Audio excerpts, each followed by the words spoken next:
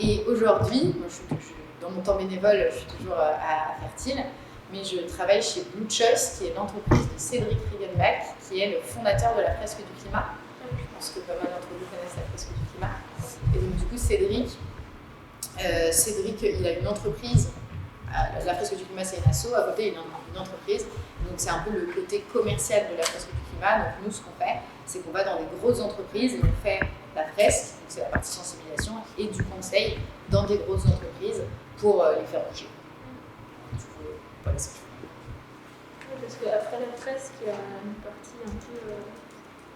Qu'est-ce qu'on fait de ce qu'on a appris sur. Du coup, ça, c'est un peu le début de la partie conseil. Voilà. Merci. Merci. Mais du coup, pour retracer, toi, par exemple, la bascule, tu as fait ça. Par rapport au cursus.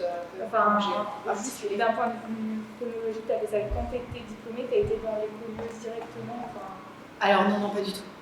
Moi, là, en vrai, je suis même pas diplômée. Du coup, pour vous dire un peu comment j'ai orchestré ça dans mon cursus, puisque vous êtes assez fréquente. Alors, moi, la bascule, je l'ai fait pendant mon stage de deuxième année. J'ai réussi à faire passer ça pour mon stage de deuxième année. Et ensuite, ça a débordé sur ma césure. Donc, j'ai fait 9 mois, ou un an, quoi, en gros, à la bascule. Donc, c'était mon stage de deuxième année plus la moitié de ma césure. Et ensuite, sur l'autre moitié de ma césure, j'ai cofondé Fertile. Après ça, je suis partie en SE à Valencia. Mais là-bas, j'avais pas mal de temps. Et là-bas, du coup, j'étais de nouveau avec des étudiants. Et c'est là que j'ai décidé de lancer le parcours. Du coup, je bossais toujours pour Fertile en même temps que mes études. Et j'ai décidé de lancer le parcours spécifique pour les étudiants. Parce que je me suis rendu compte que c'était un méga enjeu pour les étudiants et qu'il y avait une grosse demande et tout. Donc du coup, là, ça c'était l'année dernière, j'étais à Valencia et je faisais Fertile en même temps. Et du coup, j'avais pas validé l'entreprise. Et donc en ce moment, je suis en CDI chez Blue Choice, mais ce CDI chez Blue Choice me valide mon TFE, mon stage de fin d'études.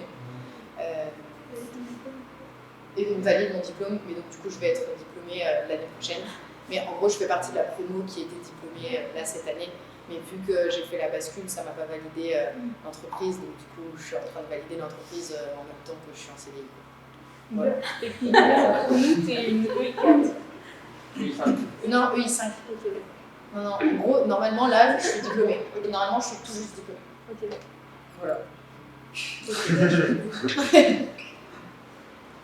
Et du coup, Baptiste. Yes, diplômé en CDI, c'est pas mal. Ouais, Situation. j'avoue que. J'ai pas donné à tout le monde. Salut, moi je m'appelle Baptiste, j'ai 27 ans et j'ai fait ma crise de la quarantaine à peu près à 20 ans. J'ai un handicap. Ouais. Je fais partie aussi de la salle des ingénieurs, j'ai fait des études d'ingé, j'ai fait Polytech Angers, j'étais diplômé en 2018 et pas mal d'épisodes de crise existentielle pendant le parcours, enfin en tout cas le moule qu'on me proposait. J'ai un peu essuyé les plâtres des premières années de césure qui étaient proposées dans le réseau Polytech à ce moment-là, en test, parce que j'en avais un peu marre. En tout cas, je passais ma vie avec des enseignants-chercheurs qui baignaient toute la journée dans leurs recherches, sans forcément être corrélés au monde du réel, mais en tout cas les enjeux du monde réel. Typiquement, moi j'étais dans une filière généraliste, ingénierie de l'innovation, avec une spécialisation en management des connaissances. Et toucher à des sujets d'innovation, des projets d'innovation, comment passer de la feuille blanche jusqu'à la mise en œuvre d'un produit, d'un service. Sauf que en quatrième année, moi j'en avais marre qu'on me parle de cycle en V. En tout cas, je voulais aller voir des gens qui travaillaient en tout cas, des projets d'innovation avec une approche un peu plus sensible, centrée vers l'humain, etc. Parce que ça manquait beaucoup, je trouvais, dans la formation. Donc j'ai passé un an à la Cité du Design de Saint-Étienne, à travailler sur des stages qui n'avaient rien à voir avec le cursus, mais à baigner un petit peu avec d'autres disciplines, donc traîner avec des designers, des psychologues, des sociologues, qui mettent en place des projets d'innovation centrés vraiment sur l'humain, sur le visage. J'ai fait ça pendant un an déjà.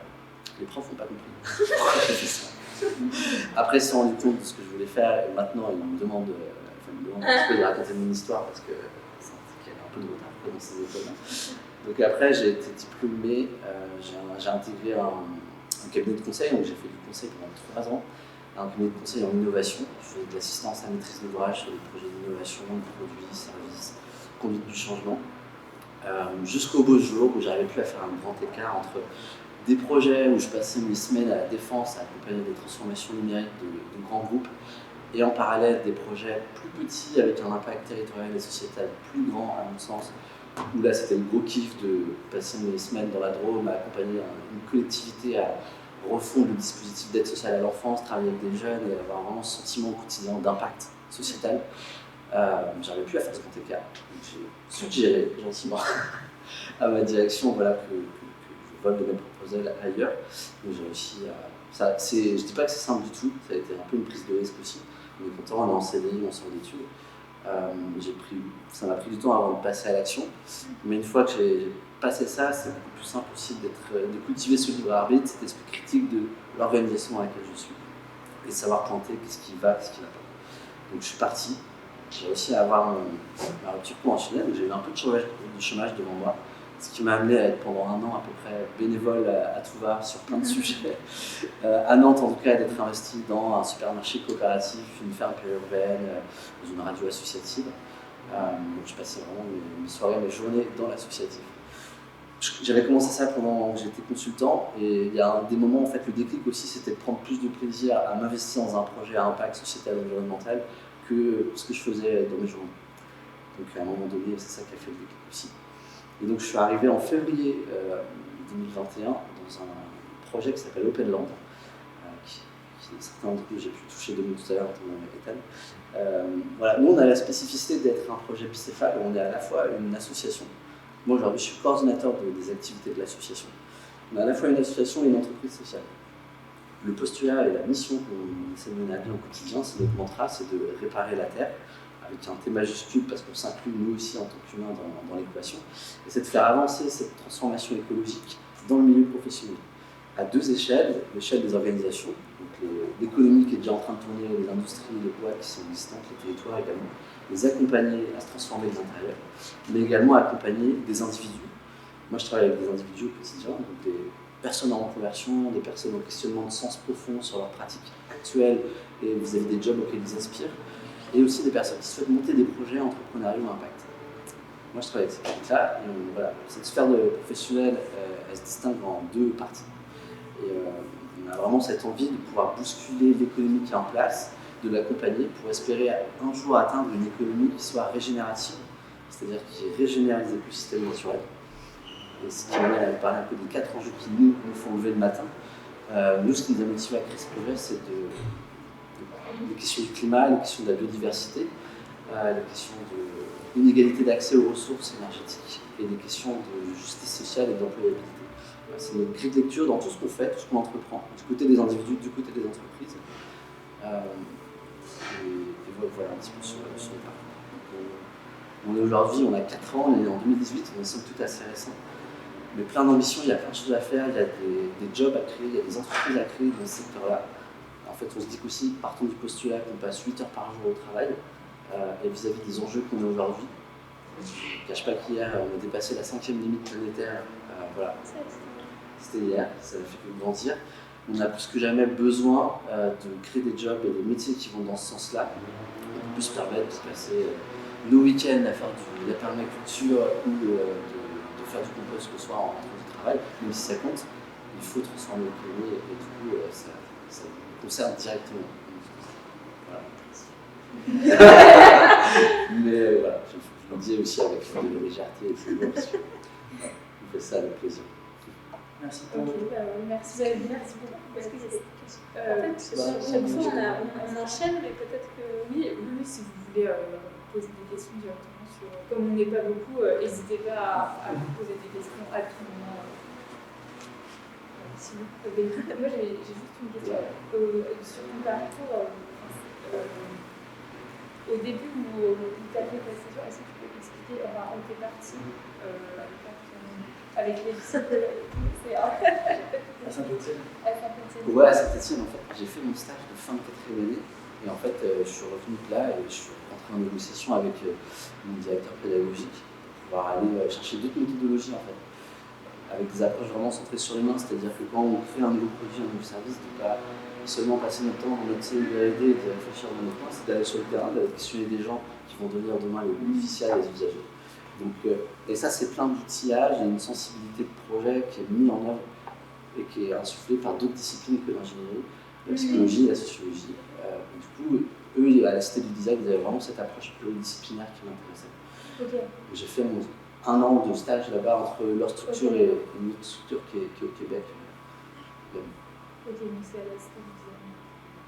Voilà, qui ont une cellule, pôle, enfin ils ont un pôle en fait entreprise et innovation où ils accompagnent les territoires et les boîtes avec cette approche-là. C'était ton stage de fin d'études? C'était mon stage de césure. Mon stage de fin d'études, en fait, c'est ce qui m'a emmené à avoir mon premier job. Ok, d'accord.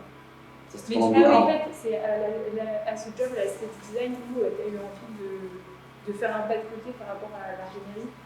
Ouais. C'était déjà avant. C'était déjà avant, en fait. J'avais déjà plus ou moins dit au revoir à mes camarades de classe qui avaient passé en L5. Donc moi, j'avais resté dans une espèce de zone d'ombre où personne n'était allé encore. Mais ouais, j'avais déjà ces trucs en tête. En fait, t'es dans des cours où, fondamentalement parlant, tu ne te projettes pas. En fait. Tu ne sais pas à quoi ça va servir, parce que tu te donnes entre les mains, tu ne sais pas comment t'en servir. Et tu n'as pas de cas concret ou en tout cas de retour du terrain là-dessus. C'est peut-être pas le cas dans toutes les écoles. En tout cas, moi, dans ma formation, ça m'a mis du poil à gratter. Du coup, je suis allé taper à la porte. Pour voir s'il n'y a pas moyen. Enfin, autrement. Merci beaucoup. Et du coup, Philippe. Bonjour à tous, donc moi je suis Philippe, je ne suis pas ingénieur, je suis développeur local moi, à la base, géographe développeur local. J'ai un parcours, moi j'ai fait mes études dans une école à Tours qui s'appelait CESA à l'époque, qui est devenue Polytech Tours aujourd'hui, enfin en tout cas qui est associée à Polytech Tours et qui était plutôt une école qui associait des disciplines autour de la géographie, du droit, de la sociologie, de l'économie, plutôt dans une logique de formation de profils de développeurs locaux, soit au sein de collectivités territoriales, clairement dans le fonctionnariat pour accompagner des élus dans les prises de décision territoriales, soit dans le tiers secteur, qui pouvait être cabinet de conseil territoriaux, associations mandat. Et il se trouve que moi, j'ai mis tout mon parcours professionnel s'est fait dans l'associatif. C'est un hasard, le hasard des choix, le hasard des opportunités. J'ai commencé dans le domaine culturel, j'ai fait une partie dans le social, dans mission locale, et puis une partie, je suis revenu entre guillemets dans ce pourquoi j'avais été formé. Je travaillais dans un conseil de développement à Châteaubriand. Je m'occupais de l'Observatoire économique et social. J'étais arrivé un petit peu au bout des logiques d'observation et en gros j'ai eu l'opportunité de rentrer là où je suis. Donc ça ne va pas nous rajeunir, mais je suis arrivé à France Active Pays de la Loire, qui est une association dont le nom est Fondes, c'est comme ça, en janvier 2005.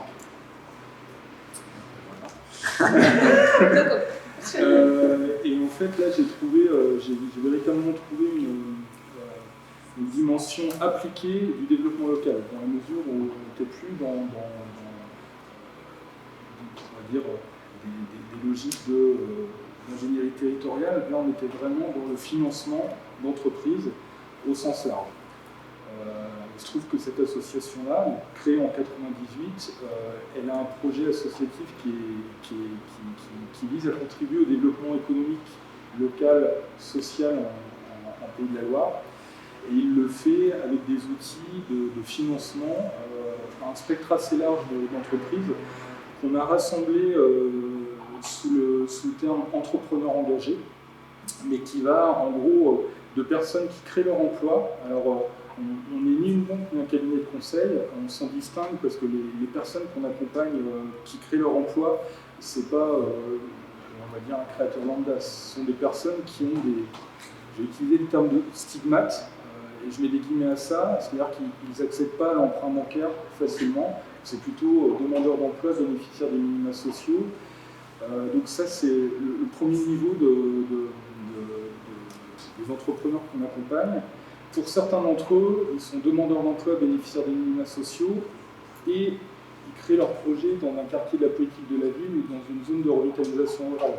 Donc vous avez des zones qui concentrent des difficultés économiques, et avec la création de leur entreprise, il redynamise ces territoires-là. Donc là, on est déjà à un deuxième échelon de l'engagement. Et puis après, on passe sur des entreprises. Volontairement, je ne parle pas de statut. Quand je dis entreprise, ça peut être à la fois des associations ou des sociétés, hein, mais qui commencent à avoir véritablement des impacts, soit au niveau environnemental, soit au niveau social, idéalement au croisement de tout ça, qui ont en général des gouvernances collectives, parfois participatives, qui ont un impact sur leur territoire avec une réflexion sur le lien avec leurs clients, le lien avec leurs fournisseurs. Et en gros, plus on cumule ces critères, entre guillemets, plus on arrive au niveau maximum de l'engagement. Nous, techniquement, la première chose qu'on fait quand une association, un entrepreneur vient nous voir, c'est on passe son projet au crible de ce qu'on appelle le révélateur d'engagement, qui nous permet de qualifier le niveau d'engagement de cette structure-là. Et plus son niveau d'engagement est élevé, plus on est en capacité de mettre en œuvre des outils, soit de conseil, soit de financement. Et donc plus il est engagé, plus on peut aller loin dans l'appui à sa structuration. Donc ça, c'est ce qu'on fait à France Active Pays de la Loire. Peut-être à la différence de Baptiste et d'Emma, moi je me positionne moins comme un faiseur que comme celui ou comme la structure qui accompagne ceux qui font. On ne les accompagne pas n'importe comment et on n'accompagne pas n'importe qui. C'est-à-dire une entreprise qui aura un projet où l'utilisation massive de ressources fossiles ou l'utilisation massive de stagiaires payés au lance-pierre ou la délocalisation dans des pays à bas coût, enfin je passe tous ces stigmates-là, c'est clairement pas pour nous, c'est pas ce que nous demandent nos financeurs. Je l'ai dit, Fondes, c'est une association, mais on n'est pas une association avec des adhérents, des militants, on est plutôt une association d'institutions. Derrière notre organisation, on va retrouver la Banque des Territoires, Caisse des dépôts et consignations, on va retrouver le Conseil régional, un certain nombre de collectivités territoriales qui, globalement, à travers nous, se créent un outil un petit peu vertueux pour accompagner l'économie vers quelque chose qui est là aussi plus tenable, plus soutenable dans la durée. Voilà, je ne sais pas si j'ai été clair. Comme tout le monde, si vous avez des questions, je suis grand ouvert. Si vous avez des questions. Préciser un peu quelques points que vous prenez en compte justement quand l'outil de décision, vous allez un peu détailler un petit peu plus. Oui, alors à la fois on est dans quelque chose d'un peu original qui est propre au réseau France Active et en même temps, pas complètement, on se base sur 5 piliers. Quand je dis ça, tout de suite on commence à avoir en tête un peu les 5 piliers de la RSE et de fait c'est un peu ça. On les a traités un tout petit peu différemment, mais on retrouve les dimensions territoriales, on retrouve les dimensions sociales, on retrouve les dimensions d'emploi, on retrouve les dimensions de gouvernance, on retrouve les dimensions d'environnement. Et après, donc, ça c'est les grands points. Alors, sur chaque point, on a un certain nombre de déclinaisons qui nous permettent, nous techniquement, quand on analyse un projet, de pouvoir savoir que oui, ok, voilà, on est sur une gouvernance collective, ok, il y a tels avantages pour les salariés, ok, l'entreprise emploie des personnes qui sont précaires, ok, sur les dimensions territoriales, elle est vertueuse avec ses clients, enfin voilà. Après, on a une batterie de sous-critères qui nous permettent d'aller un petit peu plus loin que ça, mais globalement, le révélateur, il est assez conforme au révélateur de la RSE, et ça fait sens parce que un de nos leitmotifs, nous, c'est de sortir un petit peu de l'entrepreneuriat d'un côté et puis, on va dire, l'associatif de l'autre. Nous, on considère tout le monde comme des contributeurs à l'emploi, comme des contributeurs à l'environnement sain évidemment, comme des contributeurs sociaux. Donc voilà, on essaye au contraire de plutôt sortir des stigmates et plutôt les rapprocher. Ça passe plutôt bien. D'une part, il y a vraiment sur la RSE dans la dimension entreprise, on voit bien qu'il y a de plus en plus d'entreprises qui en font et de moins en moins dans les logiques opportunistes de greenwashing. Et puis, un des éléments peut-être inspirants pour vous, je ne sais pas, c'est que le constat qu'on fait, et je pense qu'on peut le partager avec Marine, c'est qu'on voit de plus en plus d'entrepreneurs qui sont aujourd'hui des entrepreneurs de votre génération, qui mixent complètement et d'une manière assez naturelle des dimensions économiques, c'est-à-dire qu'ils ne renient pas du tout la viabilité de leur entreprise, et des dimensions sociales, environnementales qui sont complètement intégrées au projet et du coup qui donnent vraiment une cohérence assez intéressante. Et ça, voilà, si on se séparait trop, on risquerait de passer à côté de ça. Mais le fait est, c'est qu'aujourd'hui, on voit vraiment ce mouvement de manière assez forte dans les entreprises qu'on accompagne. Je ne sais pas si j'ai répondu partiellement ou complètement à votre question. Du coup, si on avait un peu plus, il y a d'intervenants, Baptiste et Emma qui sont porteurs de projets à impact, qui sont d'une part d'une vocation, et les plutôt Philippe et Marine, vous avez rejoint des organismes d'accompagnement de ce genre de projet. Et du coup, si vous êtes d'accord, on va essayer de voir un peu deux problématiques. D'abord, comment on trouve, dans cette quête de sens, comment on trouve son sens et comment est venue la vocation. Et dans un second temps, on va essayer de voir comment on arrive à vivre de ces projets, si ça vous va. C'est deux problématiques justement auxquelles vous avez dû faire face dans votre parcours et dans les accompagnements de ce type de parcours. En fait, du coup, Marie et Baptiste, vous pouvez nous expliquer. Je veux dire Emma et Baptiste. Vous êtes plus proches de nous, vu que nous, on est encore étudiante.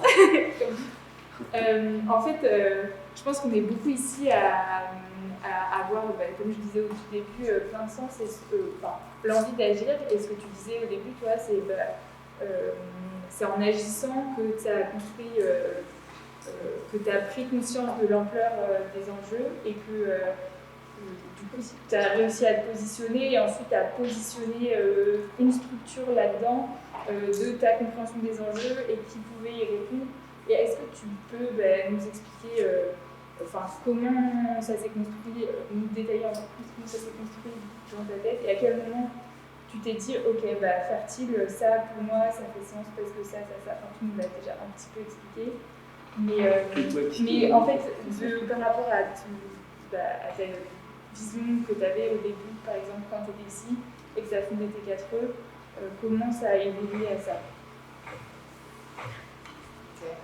Je sais pas si tu vois la question. Si, mais j'ai l'impression que j'ai bien expliqué, genre la bascule fertile. Mais on va y parler. Genre, et comment du coup je suis venue de la bascule à faire fertile et d'en faire ma vie, quoi. Ça, tu l'as déjà un peu expliqué, mais plus dans tes projets, dans ta vision des choses. Dans le comment elle a vu sens. Ouais. Comment elle a vu je sais pas, toi par exemple, par rapport à la cité du design, tu vois, tu avais déjà l'intuition avant, mais, comment ça a évolué, même tu disais, tu as décidé de quitter ton CDI. Je sais pas si tu étais déjà pas d'accord et en fait ta vision elle a pas évolué, j'imagine que si quand même. Elle a évolué. Est-ce que l'expérience Il y a plusieurs moments en fait où tu as une espèce de rappel de il est où le sang, tout ça. C'est notamment dans le milieu de l'ingénierie, en fait, dans ce qu'on nous propose en termes de sortie de ce milieu-là, c'est le monde des entreprises, c'est des offres aussi, et il y a des choses sur lesquelles on ne se retrouve pas forcément. Et du coup, d'aller chercher autre chose que ça nous demande aussi, dans ces parcours-là, plus d'implication. Le fait que j'ai fait une année de césure, on ne m'a pas proposé du tout. J'ai essayé de me dire qu'est-ce que je peux faire pour pouvoir être un peu plus proactif dans mon parcours et pas juste consommer ce qu'on me propose. Mais c'est pas rien de facile d'abord parce qu'on me facilite.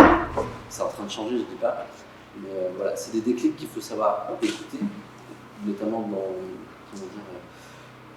dans des moments de moins bien. Typiquement, vous posez des questions, il y avait des incertitudes et de faire en sorte que le doute que vous avez dans vos parcours, que ce soit pour trouver un job ou pour poursuivre la formation, et de valoriser ça, de se dire que c'est ok en fait d'avoir des doutes et d'être toujours dans cette remise en question pour pouvoir aller cultiver un peu votre proactivité. C'est-à-dire que moi, j'ai quitté mon job et après je me suis dit que je vais aller m'intéresser à plein de secteurs différents qui sont éloignés du milieu de l'ingénierie qu'on m'a proposé, qu'on m'a bassiné pendant plusieurs années. Et c'est là où j'ai eu des révélations à des moments où Là, je prends vraiment du plaisir à faire la caisse dans ce supermarché coopératif.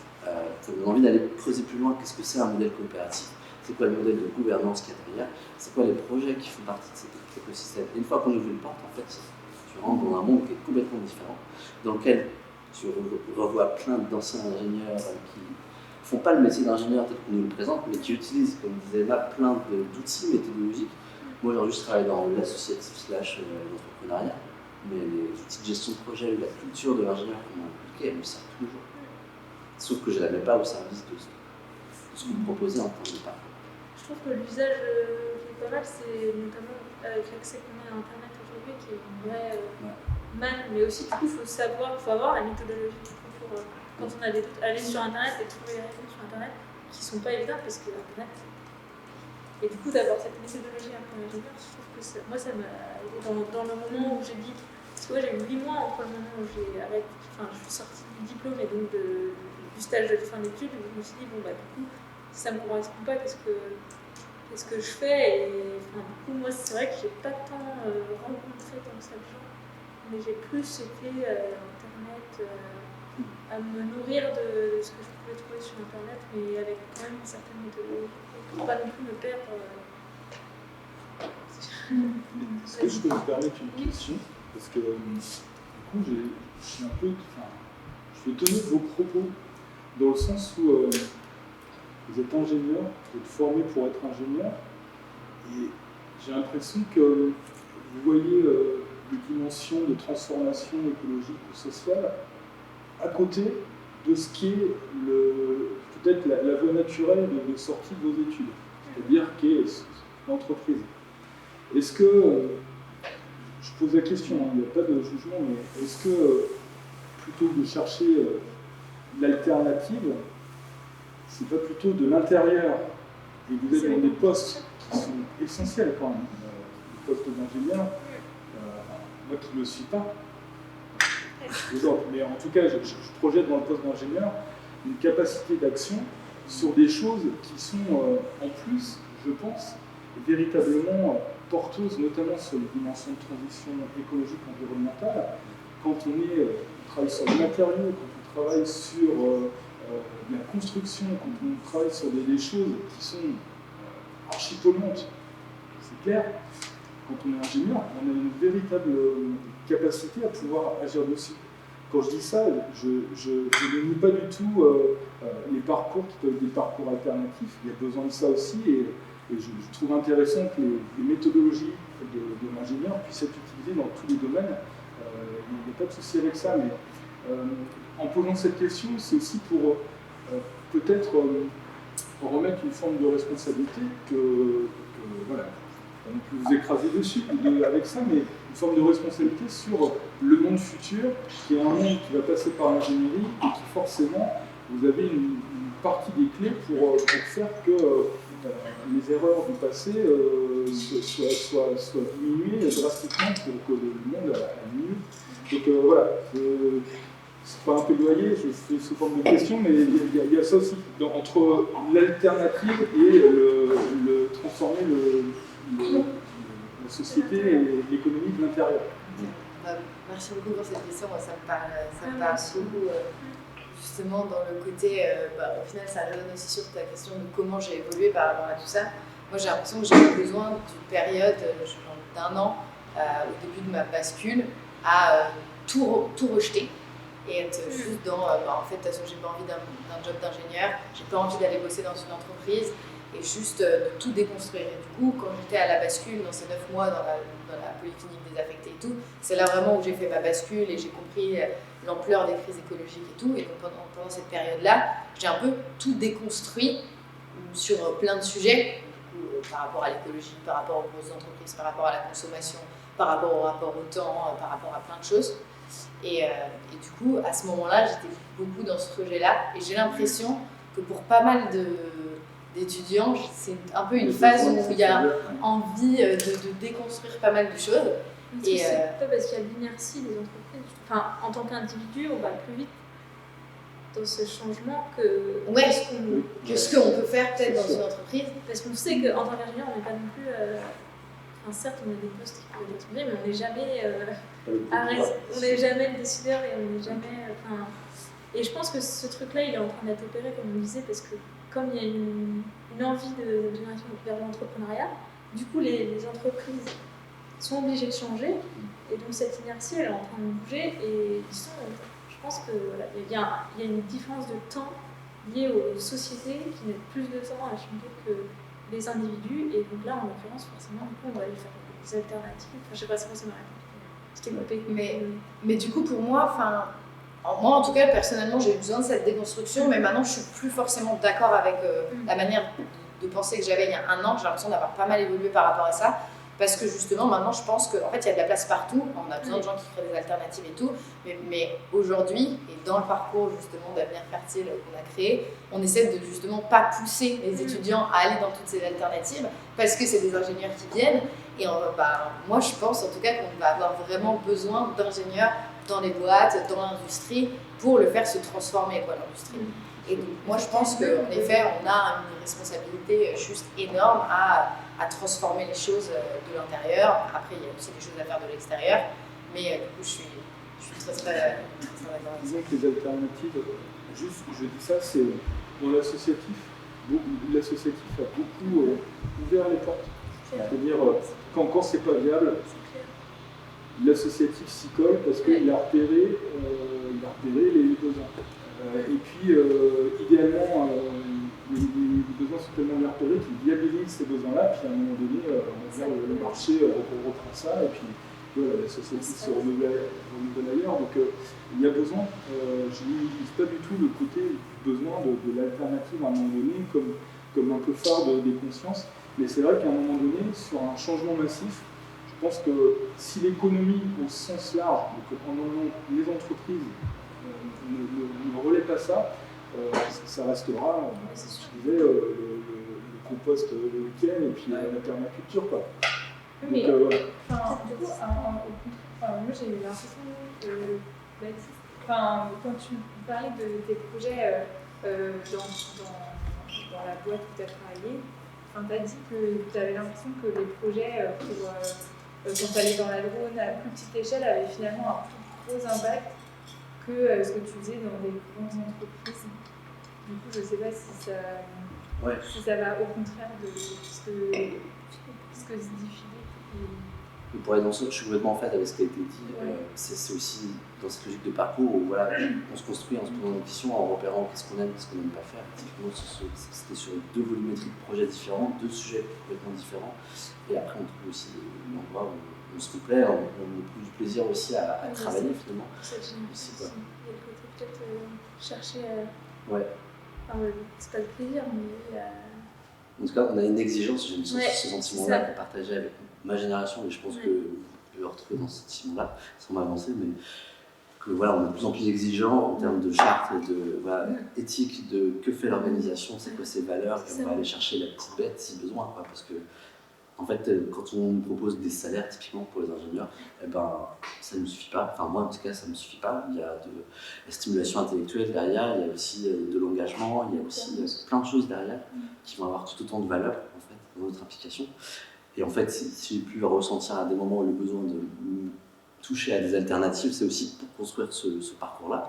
Aujourd'hui, j'ai effectivement pas ce discours-là et je rejoins complètement Emman dans ce qu'elle disait, on ne pourra pas faire sans l'économie actuelle et les industries qui sont en place. Il faut effectivement venir les hacker de l'intérieur, les transformer de l'intérieur, parce qu'elles ont ce pouvoir d'inertie à tout changer. Chose qu'à l'échelle individuelle, on a, mais à moindre impact par rapport à ça. Donc c'est pour ça qu'on a besoin de l'échelle individuelle, de l'échelle des entreprises, de l'économie, et aussi la sphère citoyenne, de l'engagement citoyen. Enfin, on a besoin de toutes les forces pour que ça Je pense, du coup, pour dire aussi, je pense que pour moi, c'est vraiment. On cherche à décommuniser un peu nos imaginaires. Enfin, en tout cas, dans ma tête, ça a toujours été un ingénieur presque. C'est quelqu'un qui va travailler dans l'industrie ou qui va travailler dans un grand groupe, etc. Donc peut-être qu'en fait, nous, on avait une vision peut-être très cartésienne, très cadrée de l'ingénieur. On n'avait aucune idée qu'un ingénieur, il pouvait s'engager dans des projets locaux, il pouvait s'engager dans des associations, etc. Donc peut-être que du coup, ces parcours, que vos parcours peuvent sembler caricaturaux, mais c'est peut-être un moyen aussi de décoloniser les imaginaires et de passer par là. J'ai un peu, je pense aussi un peu comme toi, et je pense que à la fois en tant que, les transformations qu'on a à faire, elles ont une composante technique et les ingénieurs, ils peuvent avoir, on va dire, un aval là-dessus parce qu'on a des compétences là-dessus. Mais je pense que pour autant, peut-être ces expériences, on va dire, entre guillemets, un peu alternatives, où on va se confronter à différentes façons de penser, différents métiers, ça peut aussi enrichir le métier d'ingénieur parce que le travail d'ingénieur, il ne va pas nécessairement changer par le type d'innovation qu'on va faire, mais aussi la manière dont on va coopérer, le fait d'être ouvert à d'autres formes, on va dire, de manières de faire, d'autres sciences, et l'ingénieur, en tout cas typiquement généraliste, il a cette force, on va dire, de coopérer, d'être transversal, et je pense que ça peut enrichir justement d'être dans des structures un peu alternatives et les imaginaires. Ouais, c'est ça. En fait, les formations d'ingénieurs, je pense qu'ils permettent une formation de compétences vraiment nécessaire pour transformer le monde et le monde qui permet d'avoir une inertie du changement.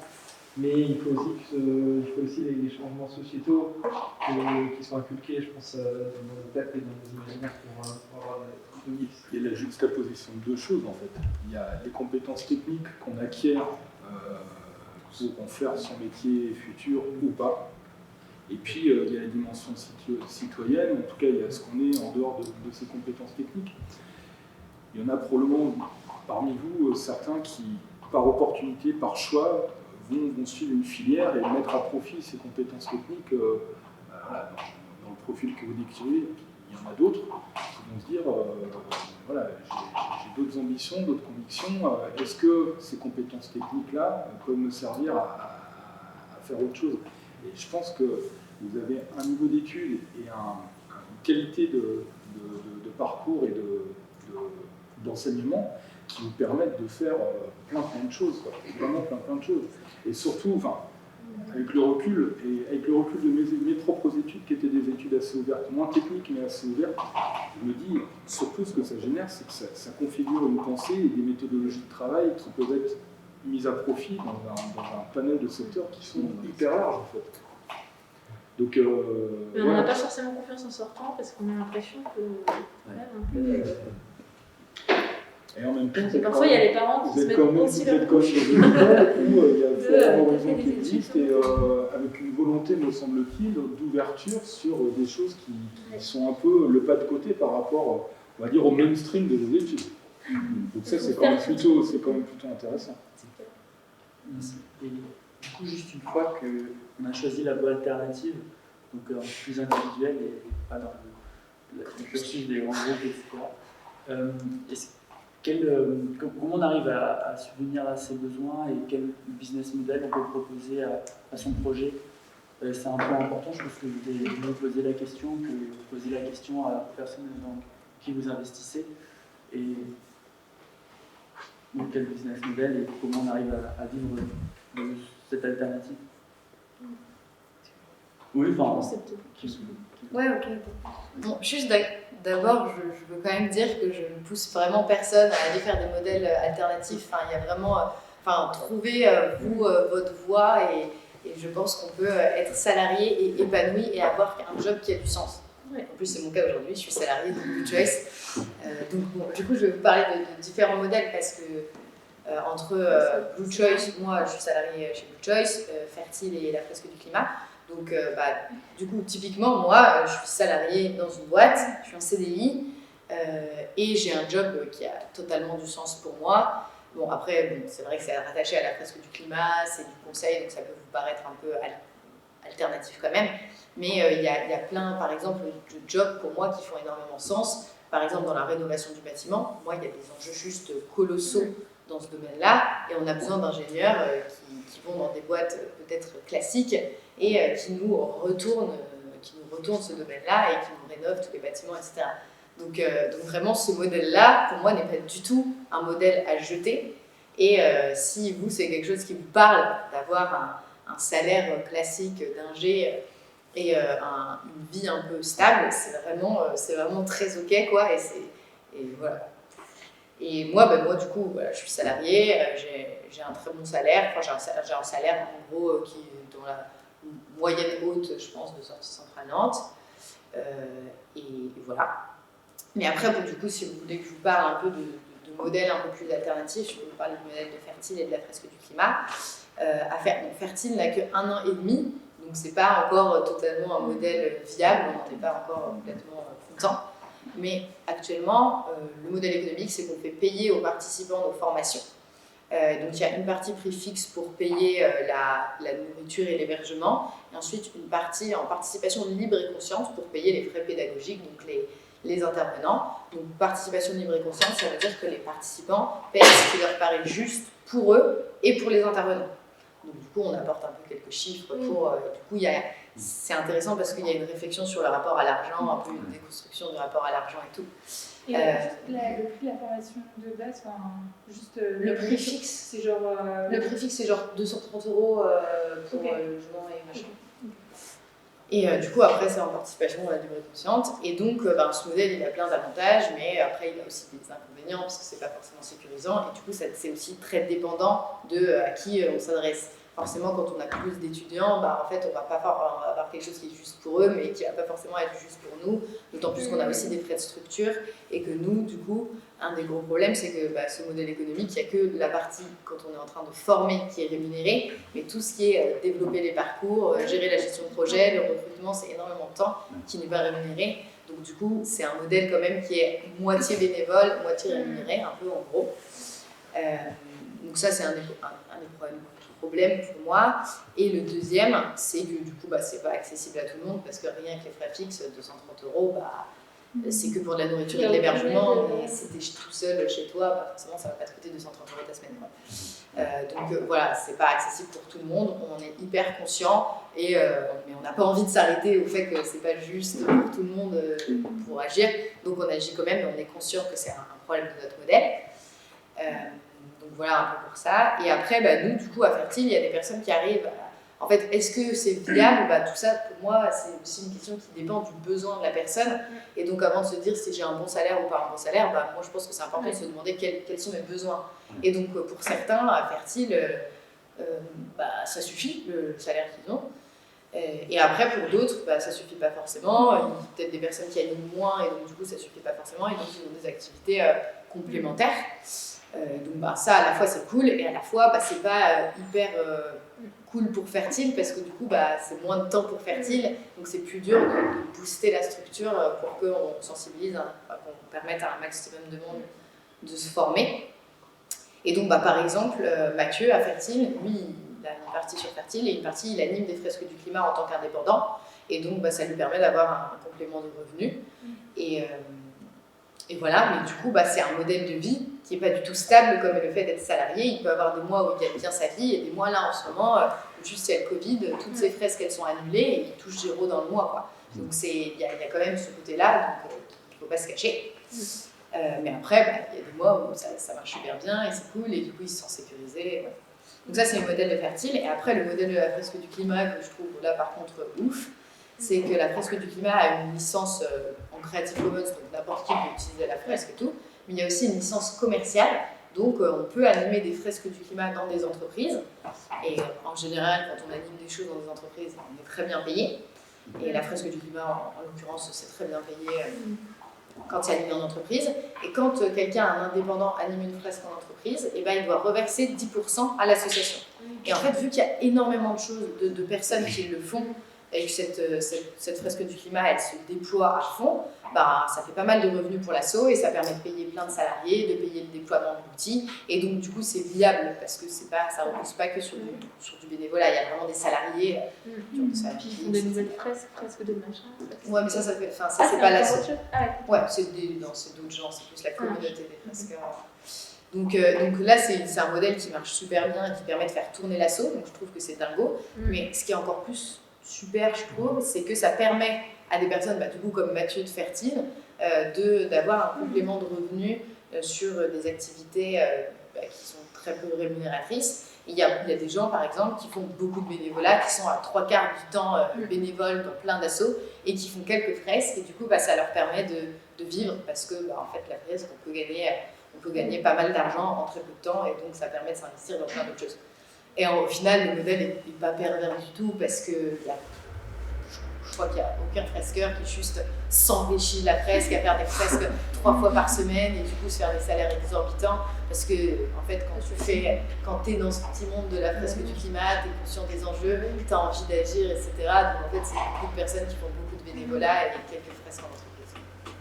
Voilà, des quelques exemples de modèles. Merci. C'était très détaillé. Mais du coup, pour revenir sur la fresque du climat, juste, est-ce que, et même ton travail de conseil, est-ce que des fois, est-ce que tu as l'impression que l'entreprise, elle a un vrai impact, enfin, elle a un vrai changement, c'est-à-dire parce que toi, vous faites le conseil et tout, mais ensuite, eux, en soi, ils en font ce qu'ils veulent. Et est-ce qu'il n'y a pas une sorte parfois de l'impression que c'est une goutte d'eau dans l'océan, ou est-ce que des fois, il y a ça? Et aussi, toi, Marine, du coup, tu as choisi d'aller à la nef. Mais du coup, pour continuer le débat sur est-ce qu'on peut changer le modèle de l'intérieur, là où tu étais avant, la banque, c'est un truc énorme.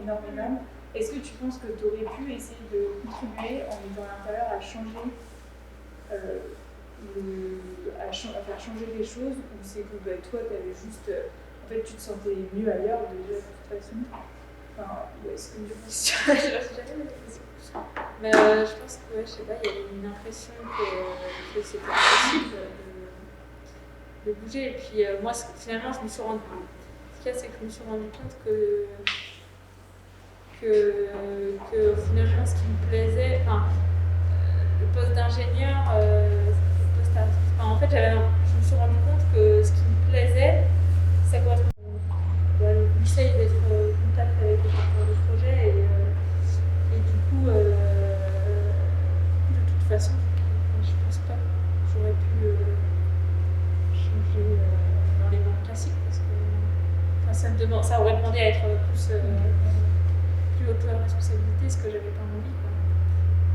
Non, et puis il y a un cercle vicieux de toute façon dans la banque. C'est une bonne question de chercher. Les taux ils diminuent, donc les banques sont restreintes dans leur modèle économique, donc vont chercher à réduire les coûts toujours plus. C'est un cercle vicieux. J'ai du mal à voir la sortie de ça, quoi, en fait.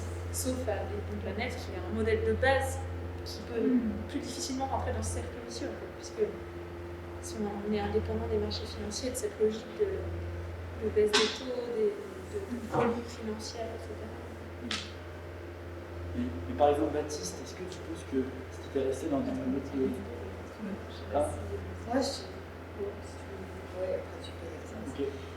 moi non, du coup j'ai pas l'impression que c'est une goutte d'eau dans l'océan et pour vous donner un exemple de pourquoi, par exemple récemment j'ai animé pour une des plus grosses boîtes de conseil du monde et j'ai animé, je dis pas le nom parce que c'est fini, je sais pas si c'est ok que je le dise quoi. Je pourrais le dire. Et du coup c'était les partenaires, donc c'est un peu les gens les plus importants de la boîte et donc en débrief on discutait et en fait quelqu'un a dit en fait, ça pourrait paraître impossible à ce que vous nous demandez, mais en fait, ça nous paraissait impossible de faire la transition digitale. À la base, nous, on n'était pas super forts dans le conseil en digital, etc. Et en fait, en 2 ans, on a réussi à totalement transformer notre manière de faire pour être au top sur l'aspect digital. On a fait une bifurcation pour être au top là-dessus. En fait, c'est eux qui ont dit ça. Et en fait, est-ce qu'on ne pourrait pas faire la même chose sur le côté climat, quoi. Et en fait, c'était un partenaire de cette boîte énorme qui conseille du coup, les boîtes les plus énormes dans le monde qui a dit ça. Et là, je me suis dit, ah ouais, en fait, si en fait, j'ai un impact quand je vais dans ces boîtes-là et que je crée des déclics à ces personnes-là. Après, le souci que je vois, c'est que ces personnes-là, elles n'ont pas le temps. Et du coup, en fait, mais du coup, quand on a leur temps de cerveau à ce moment-là, c'est juste incroyable. Et après, il faut réussir à les réavoir pour pas qu'ils retournent dans leur truc et dans le fait qu'ils sont débordés tout le temps. Et donc, du coup, moi, là, aujourd'hui, à Good Choice, ce que j'ai envie de faire, c'est aller creuser les choses chez les clients plutôt que de faire genre 15 000 clients et des fresques un peu partout, aller vraiment creuser avec des boîtes hyper stratégiques comme ça, comme les boîtes de conseil, pour qu'elle ensuite, parce que si ces énormes boîtes de conseil ensuite, elles vont dans toutes les plus grosses boîtes et qu'elles font tout bouger de l'intérieur, parce qu'elles, c'est leur métier de faire la conduite du changement, et si, je pense qu'il y a vraiment un vrai levier d'action possible, et quelque chose d'autre qui me donne espoir, parce que quand j'étais à la bascule, j'étais vraiment l'entreprise c'est le mal, et là je suis revenue dans le monde de l'entreprise, et en fait c'est pas, je suis pas en fait en face d'entreprise quand je vais faire de la fresque. Enfin, je fais aussi la fresque dans l'industrie gazière et pétrolière, ça m'arrive. Et en fait, je suis face à des humains en fait, je suis pas face à une entreprise dégueulasse, je suis face à des êtres humains qui sont en train de comprendre le problème qu'il va falloir qu'ils fassent autrement. Et en fait, dans cette industrie gazière et pétrolière, ils s'en rendent bien compte en fait. Donc, si, je pense qu'il y a énormément de choses. Et là, par exemple, tout à l'heure encore, je parlais avec la responsable RSE d'une boîte et elle me parlait du PDG et elle disait le PDG, il a compris. Elle m'a dit, il a compris qu'il fallait y aller. Je pense que c'est plutôt, il a compris qu'il fallait y aller pour le business que pour des valeurs, mais en tout cas, il a compris qu'il fallait y aller. Mais en tout cas, c'est quelqu'un d'ouvert et tout, donc vous allez pouvoir vraiment lui parler. Mais en fait, lui, ce qu'il a besoin, c'est de solutions. C'est qu'on lui propose des manières de changer, etc. Et il y en a plein de manières d'apporter. Donc non, moi dans mon travail, j'ai pas l'impression que c'est...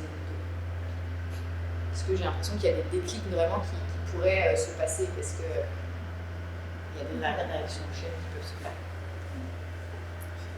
Je veux juste te demander à Baptiste et Marc aussi, si on reste dans sa grande boîte par exemple, et on se dit, est-ce que c'est possible de se dire, j'y reste 2, 3, peut-être même 5 ans, histoire d'atteindre le type de poste à impact, et justement à partir de là d'amorcer une transition au sein de son groupe. Est-ce que c'est possible? Est-ce que vous êtes déjà posé la question ou pas du tout? Moi, je me suis déjà posé la question, le concept de rester plus de 5 ans dans une boîte. Tu vois. Je vois ce que tu veux dire, c'est pertinent. Tu vois. Est-ce que j'accède au poste à responsabilité pour pouvoir actionner des leviers que tu n'es pas actionné jusque-là et transformer ça de l'intérieur?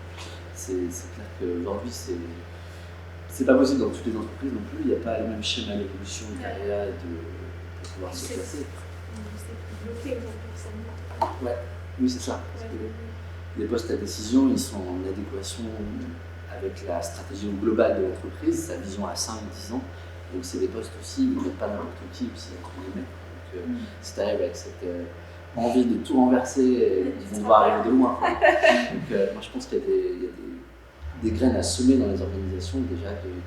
Quand je vois des gens qui veulent organiser des fresques de climat dans leur boîte, en mode je ne vais pas le dire à toutes les directions, on va le faire dans notre direction, un peu à notre sauce. Ça commence par là, en fait, des choses simples, déjà en vulgarisant, en mettant des mots, à nommer les choses, en fait. On partage le même ressenti, il faut changer les choses. Et de peu à peu inclure les postes à responsabilité, sans forcément à la qualif à la place du qualif à un moment donné, mais de pouvoir les amener progressivement. Parce que si on est dans une approche de rupture, en fait, ça ne va pas marcher. C'est comme si tu voulais transformer l'économie, passer d'une économie peut-être qu'on connaît à une économie qui régénère l'écosystème du jour au lendemain, ça ne marcherait pas. Parce qu'il faut amener la chose. Et puis en soi, la fête du climat, je trouve que, c'est vrai qu'on parle de ça, mais c'est vrai que ça a un impact aussi parce que ça inclut les personnes de différentes strates de décision. Et du coup, des gens qui sont, je sais pas, des chargés des fonctions support ou quoi, ils peuvent se prendre la responsabilité et du coup être un moustique, même si, à ramener le sujet régulièrement sur la table, alors qu'à la base c'était pas forcément sa fiche de poste et dans ce qu'elle avait prévu, quoi. Juste, parce que la société, la boîte s'est prise du sujet et l'entretien. Mais du coup, pour répondre à la question, est-ce que vous nous conseillez en gros d'aller 5 ans dans une boîte ou est-ce que c'est à moi, mon avis sur la question, c'est déjà il n'y a pas de il faut, parce que si on se force à faire quelque chose, il y a des chances que si ça ne nous plaît pas, c'est pas ok. Mais par contre, moi en tout cas, pour moi c'est pas du tout à éviter, c'est plutôt à faire, et ça me fait très peur si personne ne le fait. Parce qu'en fait, du coup, si tous ceux qui sont engagés et qui commencent à avoir cette conscience écologique, personne ne fait ça, en fait, ça veut dire que du coup, ceux qui vont le faire, ça va être tous ceux qui ne sont pas conscientisés et que du coup, on va continuer à se retrouver avec les gens aux manettes des grandes boîtes qui sont des gens qui n'ont pas envie de transformer radicalement l'entreprise. Donc aussi, moi je pense que c'est vraiment à faire d'aller dans les boîtes, d'aller choper des postes à responsabilité et de les retourner. Mais par contre, après, il faut que ce soit quelque chose qui convient. Ça ne convient pas forcément à tout le monde de devoir peut-être se travestir plus ou moins pendant plusieurs années. Après, moi je pense qu'il y a des choses à faire bouger. Dans tous les cas, pendant ces années-là, tu peux faire du fresque du climat, tu peux faire bouger déjà des choses, tu peux trouver tes alliés dans la boîte. Et ça ne veut pas forcément dire 5 ans où tu es juste derrière ton ordinateur à être bien sage pour pouvoir accéder au poste. Tu peux déjà faire bouger des choses et déjà juste parler de ces sujets-là aux collègues. En fait, ça rayonne. Pour moi, en fait, déjà ce truc de goutte d'eau, il est faux parce que à chaque fois que je mets une goutte, en fait, je la donne à mon voisin qui va la donner à un autre voisin, etc. Et c'est rapidement exponentiel. Et il y a un truc de rayonner cette énergie-là. Donc, franchement, si ça te dit d'aller 5 ans dans une boîte, go. Non, mais c'est une question qu'il faut se poser à un moment dans ces Oui, à la sortie des études, notamment. Ouais. J'avais, en vous écoutant, alors mon expérience, il y a des instances auxquelles on ne pense pas forcément, mais qui peuvent être des moteurs de changement à l'intérieur des entreprises, c'est les instances de représentation du personnel. Parce que là, on n'est plus X ou Y qui est en charge d'un projet. Là, on est représentant, on donne notre voix à des représentants du personnel, qui eux aussi peuvent avoir, parce qu'ils ont un espace de dialogue privilégié avec les dirigeants, et qui eux aussi, notamment sur les dimensions de responsabilité sociale de l'entreprise, ça peut être une responsabilité partagée qui peut être portée par les salariés à travers ces représentations, et qui peut mettre une pression gentille ou pas gentille, moins gentille, mais en tout cas qui peut être un vecteur de dialogue sur ces sujets-là. Voilà. C'est une autre voie possible sur ces logiques de changement et de dialogue du coup avec les décideurs qui eux sont en capacité de faire changer durablement les choses. En tout cas, merci pour toutes vos réponses, c'était passionnant. Merci beaucoup. On a dépassé l'heure, on a tenu le temps. Et du coup, vraiment, Si vous avez merci. une conclusion. Oui, Je sais pas s'il y avait une question d'ailleurs. S'il y a une question. Moi, c'est peut-être, je vais rebondir sur quand vous avez présenté votre parcours, enfin, quand vous, tu as présenté votre parcours, vous avez dit que c'était une conjonction de hasard.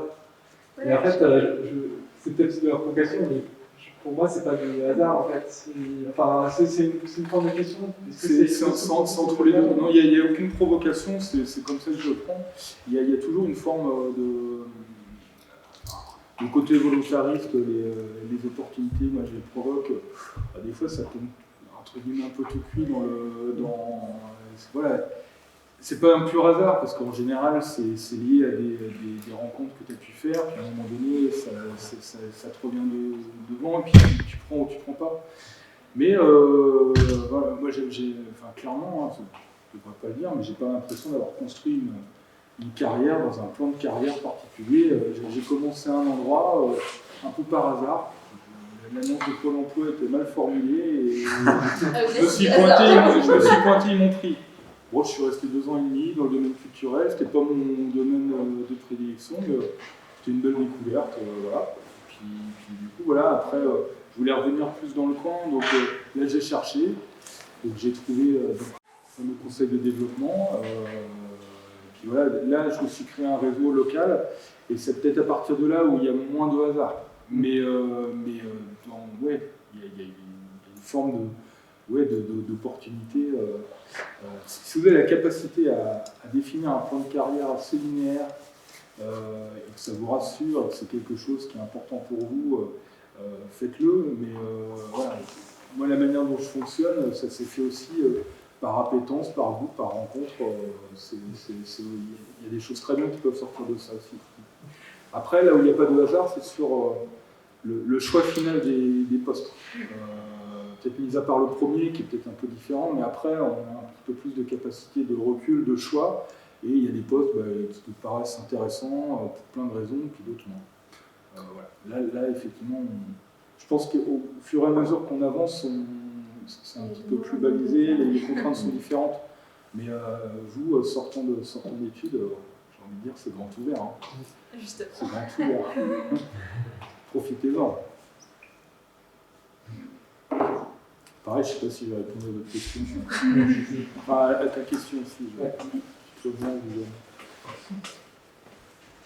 Si Je vous sais avez pas s'il y a d'autres questions. En conclusion, si vous voulez. Ah bah, une conclusion. Bah, Si vous voulez qu'on retienne de votre intervention. bah, non, mais c'était. Si vous- Enfin, si vous avez. Moi, j'espère que ça vous a peut-être inspiré. Aidé. En tout cas, moi, oui. Oui. En tout cas, moi j'espère que ça vous donne de l'espoir, de la motivation.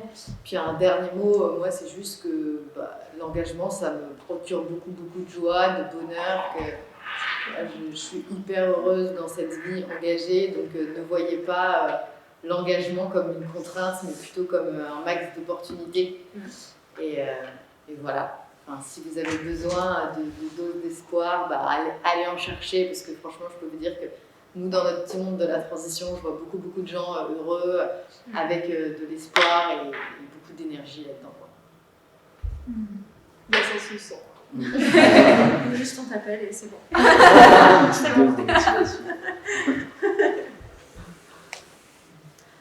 Non, ouais, peut-être pour rajouter, dire que je pense qu'on est persuadé au présent d'ici une dizaine d'années, voire plus, il y aura plein de jobs qui seront au service du vivant, au service de la restauration des écosystèmes, et qu'il y aura pléthore d'opportunités pour les gens qui suivent des formations comme les nôtres pour apporter des réponses à la problématique de ces enjeux qu'on connaît. Et vous dire aussi que faites quelque chose qui vous fait kiffer. Et dites-vous aussi qu'avoir des doutes ou des questionnements sur vos parcours, c'est ok. Il y a plein de gens qui sont passés par là, et que l'incertitude ou le sentiment d'être paumé, c'est quelque chose de positif justement, de le nommer, de le verbaliser pour pouvoir en faire quelque chose. Voilà. Moi j'ai le droit de faire un mot, je ne dirais qu'un, c'est ouverture. Vous faites ce que vous voulez, c'est important comme mot. Bah, vraiment, merci beaucoup à tous les quatre pour